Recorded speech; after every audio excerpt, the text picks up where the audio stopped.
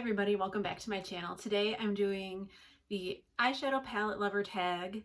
This was created by Angelica Lyremar? I'm not quite sure how to say it. And I was tagged by Lisa from Banning, Panning, and Beyond. So I'm going to have all the questions listed out down below, but let's just get into it. So number one is a palette I regret that I didn't buy. And I know there's a ton of controversy around Kat Von D, and this was many years ago before all this stuff was happening, and I was just first getting into makeup, and I really wanted the Serpentina palette, but I wasn't comfortable enough using colors like that. Even though when you compare that to the colorful palettes that are out today, it's like almost a neutral palette.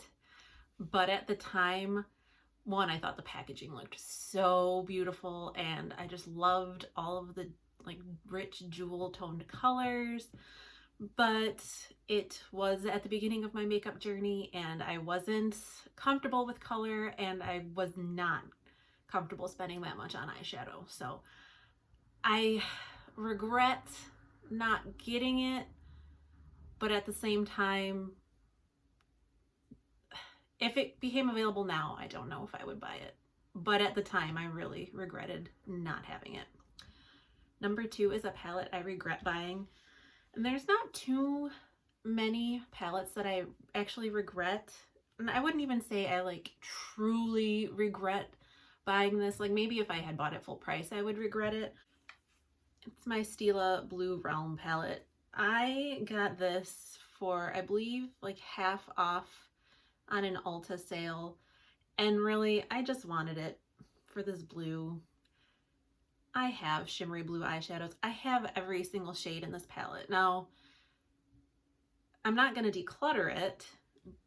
Like, I'm not at that level of regret with this palette, but it's just not, I mean, most of my collection is not something I need, but this was really not something I needed, and I'm glad I only paid half price for it, because I bought it, like I said, for this blue, and out of the 6 shades, this blue has the worst formula. Like there's so much fallout with it. So yeah, that's the one that I regret the most.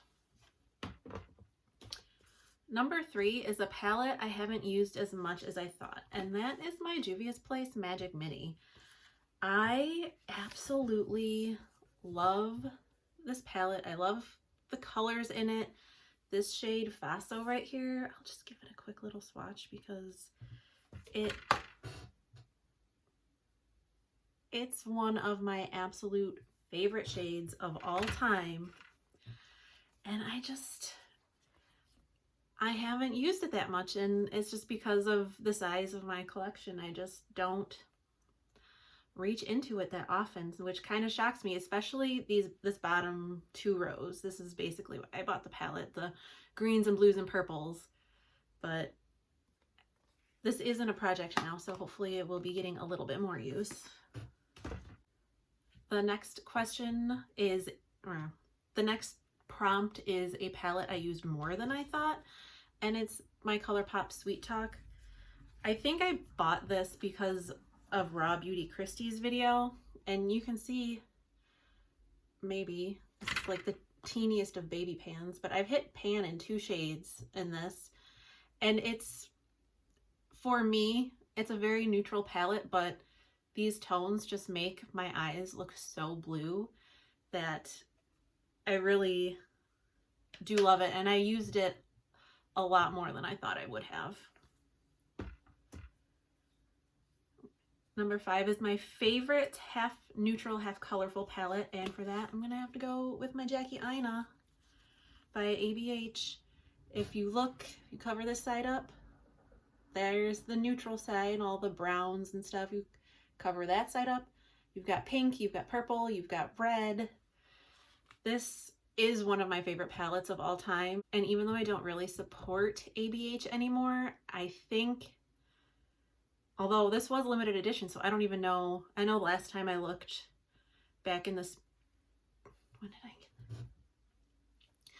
I know last time I looked on the ABH website back when I bought my Subculture palette, whenever that was, early summer, this was still being sold, but on a discounted price. So I'm not sure if there are any left or not, but if for some reason I was without this palette, even though I don't support ABH, I would probably still buy this one just because it's so good, especially this shade Sponsored, another one of my favorite shades.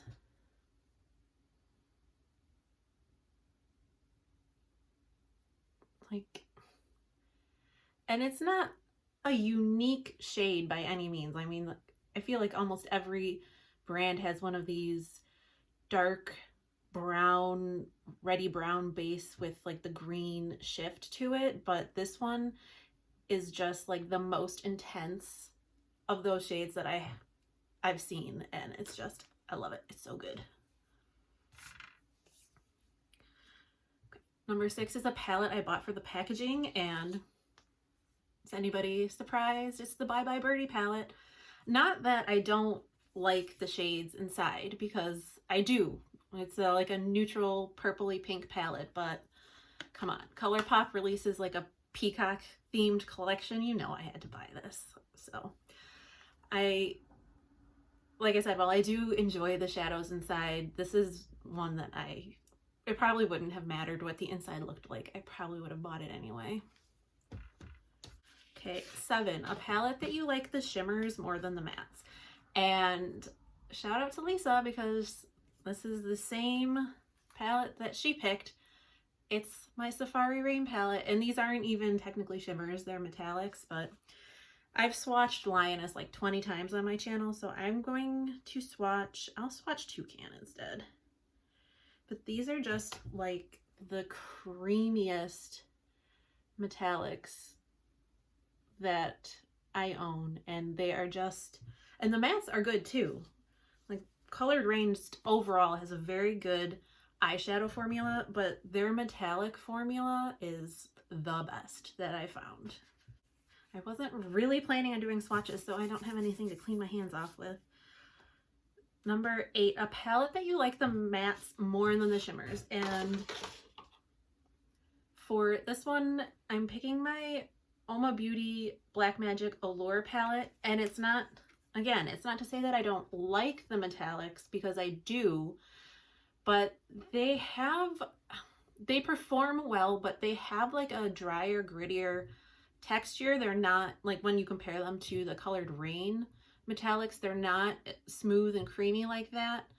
They do have good color payoff, but I just find that in this palette, the mattes work so well. There's such a nice texture, and they blend well, and it's definitely a good palette. And especially if you kind of want those subculture vibes, but you don't want to support ABH, it's not like a shade for shade dupe, but especially the mattes all have pretty much exact shade dupes in the subculture.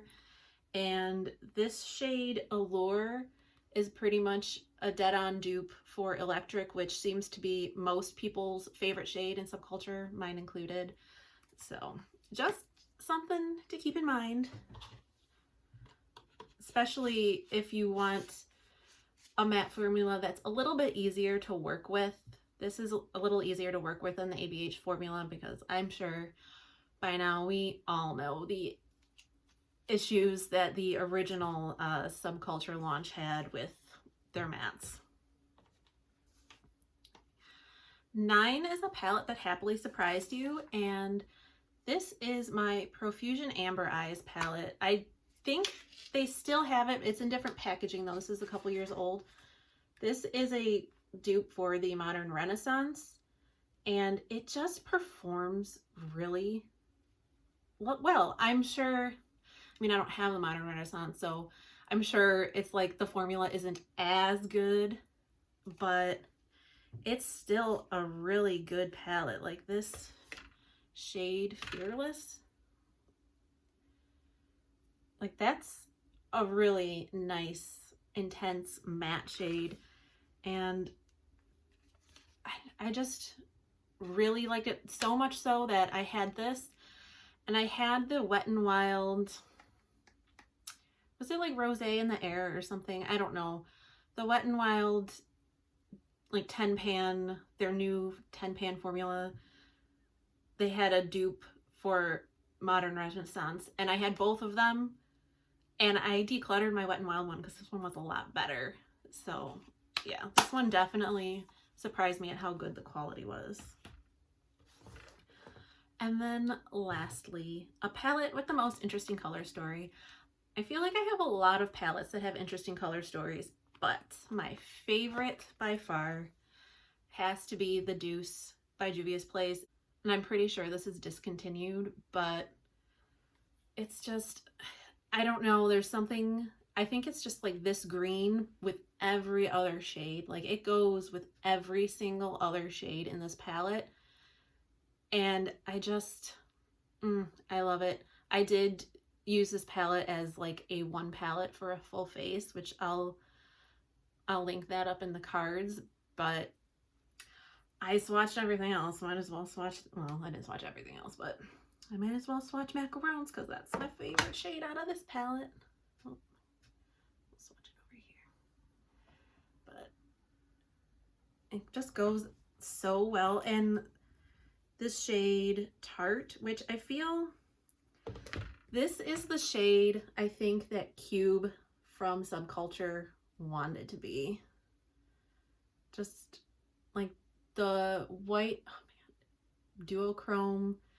I don't even know if you'll be able to see how duochromy it is. Like it basically disappears and then there's like bam, purple and pink. So yeah, this is definitely one of my favorite color stories. I have loved every single look I created with it, and I mean, these are so hard to hit pan in that I'm probably never gonna have to be without it, but if I am ever without it, I will be very sad because I love it.